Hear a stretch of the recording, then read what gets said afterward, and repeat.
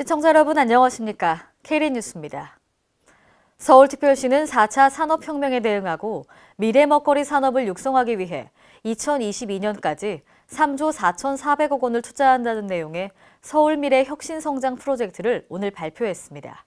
이번에 발표한 프로젝트의 내용은 2022년까지 서울 곳곳에 창업과 기업 지원 시설 66개를 설립하고 9,396개 기업과 스타트업이 입주합니다. 또 5년간 총 62,533개의 일자리를 만든다는 내용입니다. 이 계획에 따르면 우선 시는 도심 제조업을 활성화하기 위해 첨단 정보통신 기술이 접목된 스마트 앵커 시설 20개를 만들어 1,000개 업체를 입주시킵니다. 동대문 경찰기동본부 부지에는 서울 패션 혁신허브를 조성합니다. 아울러 시는 현재 48개인 창업 지원 시설을 2022년까지 2배 수준인 90개로 확대합니다. 문재인 정부가 지난해 공공부문 정규직화를 선포하고 나섰는데요. 하지만 곳곳에서 불만의 목소리가 터져나오고 있습니다. 김경모 기자입니다. 정부는 작년 7월 공공부문 비정규직 제로를 선언하고 각 부처와 지자체에 가이드라인을 배포했습니다. 하지만 일선에서는 불만의 목소리가 높습니다. 예산이 뒷받침되지 않은 상황에서 정규직 전환에 대한 논의를 하기가 어렵다는 것입니다. 전라북도 같은 경우 가장 큰 문제가 되는 게 농업기술원이 국비 사업으로 사실 진행되는 게 거의 80%거든요. 그런데 이 비용 안에는 인건비가 포함이 안 돼 있어요. 인건비 책정이 안 되고 국비 사업들이 계속 들쑥날쑥 하다 보니까 이거의 문제는 정부의 문제라고 생각을 합니다. 그 비정규직 제로화 사업을 진짜 하려고 한다면 좀 준비가 필요했다. 현장 상황을 고려하지 않은 밀어붙이기식 사업이라는 지적이 나오는 곳은 공공기관뿐만 아니라 지자체도 마찬가지입니다. 시군 간의 어떤 임금 차이가 거의 막 1,000만 원 차이 나는 상황이 돼버려요. 똑같은 업무에서. 그런 부분들이 고려 안 된 상태에서 이제 하다 보니까 그 인건비 비중이 만만치 않다는 얘기죠. 실질적으로. 자치단체가 책임 떠넘기시라고 할까요? 알아서 판단해라. 정부가 정규직 전환 작업의 당위성에 대해 충분히 현장과 교감하고 재원 마련을 비롯해 전환 후 예상되는 여러 부작용에 대한 사전 대비책 강구가 필요해 보입니다. K린 김경모입니다.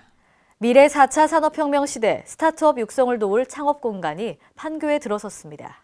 경기도와 경기도경제과학진흥원은 지난 30일 경기벤처창업지원센터 개소식을 갖고 본격 운영에 들어갔습니다.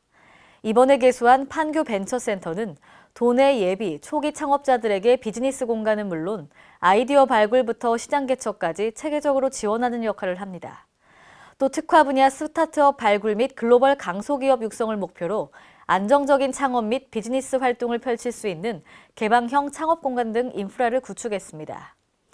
이곳에서는 입주 기업들을 대상으로 비즈니스 모델 수립부터 글로벌 진출까지 성장 단계별 지원 프로그램을 제공합니다. 전북 정읍시가 생태체험형 관광지를 조성하기 위해 발벗고 나섰습니다. 솔티 달빛 생태숲 사업을 펼치는데요. 이로 인해 지역 주민의 소득이 창출될 것으로 기대됩니다. 홍재희 기자입니다.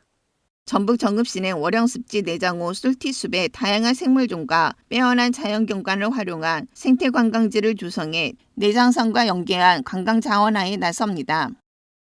이를 위해 정읍시는 사업비 73억 원을 들여 지난 2016년부터 오는 2024년까지 송산동 쌍암동 내장동 일원의 솔티달빛 생태숲 조성 사업을 단계별로 추진합니다. 솔티달빛 생태숲 조성은 전라북도의 생태관광지 육성 사업의 일환으로 월영습지, 내장호, 송중마을 뒷산의 솔티숲과 앞 도랑의 생태자원 등을 소재로 생태체험형 관광지를 조성하는 사업입니다. 월영습지는 지난 2011년 국립환경과학원 산하 국립습지센터가 실시한 전국 습지조사에서 처음 발견돼 2014년 습지보호지역으로 지정된 곳입니다. 우리 정읍 솔티 달빛 생태숲은 2014년 7월 지정된 월영 습지 보호 지역과 내장호와 솔티마을 정통숲의 수려한 자연 경관을 생태 자원으로 활용하여 자연으로 떠나는 최적의 생태 관광지 조성을 목적으로 하고 있습니다. 또한 내장산 국립공원 등 주변의 여러 생태 문화 자원을 연계하여 생태 탐방 프로그램을 운영함으로써 지역 주민의 농특산물 판매 등 주민 소득에도 기여하고자 합니다. 또 마을 전통숲인 솔티숲은 인근 손중마을 사람들이 직접 가꾸고 운영하는 마을숲으로 조선말 천주교 박해를 피해 들어온 주민들이 화전을 일구며 살았던 예언과 6.25 전쟁의 문화자원이 공존하는 곳입니다. 이 사업의 거점이 되는 송중마을은 내장산 북쪽에 위치해 지난 1971년 국립공원 보호구역으로 지정됐다가 2010년 보호구역에 세제돼 생태자원을 고스란히 간직하고 있습니다. 특히 올해 월영습지와 솔티숲이 국가생태관광지로 지정돼 환경부 생태관광 홈페이지에 등재되면서 3년간 홈페이지 제작과 운영, 지역 특색에 맞추며 전문가 컨설팅, 생태 탐방 프로그램 운영 등에 필요한 예산을 지원받게 됩니다. K랜 홍재입니다. 광주광역시의 장애인 통합복지 서비스를 총괄 지원하는 컨트롤타워가 전국 최초로 설립됩니다. 광주시에 따르면 장애인 종합지원센터가 지난 30일 창립 총회 및 정기 이사회를 갖고 지원센터 설립에 본격 착수했습니다. 시는 2015년 7월부터 장애인 정책을 개발하고 컨트롤타워 역할의 기관 설립 필요성을 느껴왔습니다. 앞으로 장애인 종합지원센터는 장애인들의 통합복지 정책 및 서비스, 역량 강화 등 장애인 관련 업무를 총괄적으로 수행합니다. 농어촌 인구 감소가 갈수록 심화되고 있는 양상입니다. 전북 군산시 마을 가운데 20세대 이하의 23개 과소마을도 예외는 아닌데요. 군산시 의회 배영원 의원은 대책을 마련하라고 촉구했습니다. 장소라 기자입니다.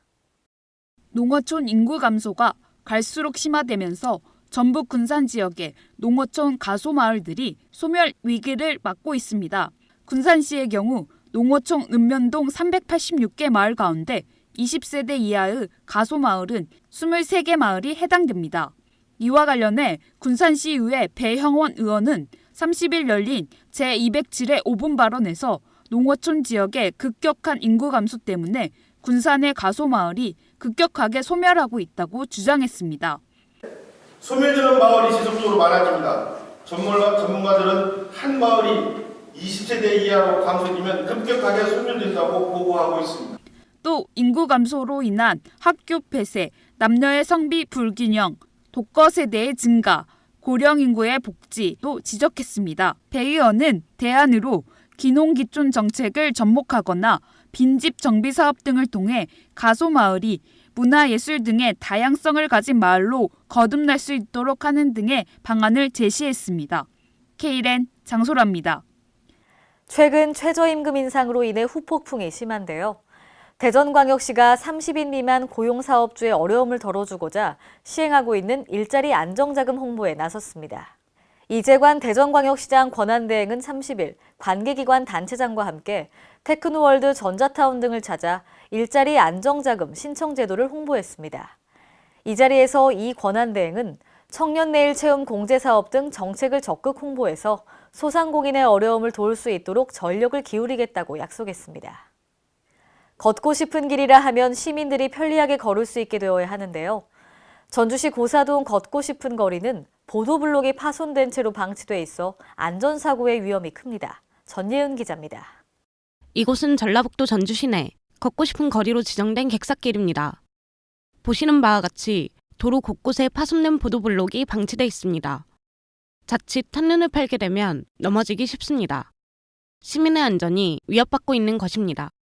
전주시는 지난 22일 보행자 안전과 편의를 위한 도시환경 기본계획 등을 수립한다고 밝혔으나 정책 수립에 앞서 걷고 싶은 거리부터 정비해야 한다는 시민들의 목소리가 높습니다.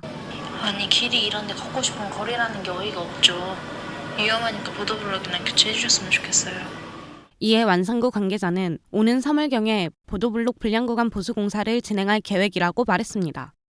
한편 완산구는 지난해 1억 5천여만 원을 들여 약 2.3km의 보도를 정비했다고 밝혔습니다. K랜 전예은입니다. 오늘의 브리핑 뉴스입니다. 서울시가 허위로 빈차등을 끄거나 예약 등을 켜고 손님을 골라 태우는 잠재적 승차 거부를 단속합니다. 시는 다음 달부터 갓길에서 예약 표시 등을 켜놓고 대기하는 택시와 택시 표시 등을 써놓고 대기하는 택시도 현장에서 상시 점검하는데요. 택시회사 차고지와 택시가 많이 정차하는 충전소를 방문해서 현장에서 즉시 적발하고 영업정지 등 강력한 조치를 취할 계획입니다. 경기도 부천시가 내일부터 저소득층에게 문화누리 카드를 발급합니다. 문화 사각지대에 놓인 이들에게 다양한 문화 향유 기회를 제공하기 위해 마련된 사업인데요. 시는 19,000여 명에게 문화놀이 카드를 지원할 계획이고요. 공연이나 전시 등을 관람할 수 있습니다.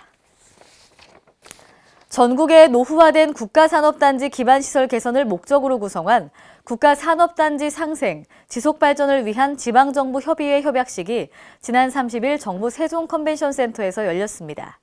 이번 협의회는 서천군, 군산시, 익산시 등 15개 지방정부에서 참여했는데요. 주요 협력 내용은 국가산업단지 관련 법, 제도 개선 사항 발굴과 중앙정부 공동 건의 등입니다. 이상으로 K랜 뉴스를 마칩니다. 시청해주신 여러분 고맙습니다.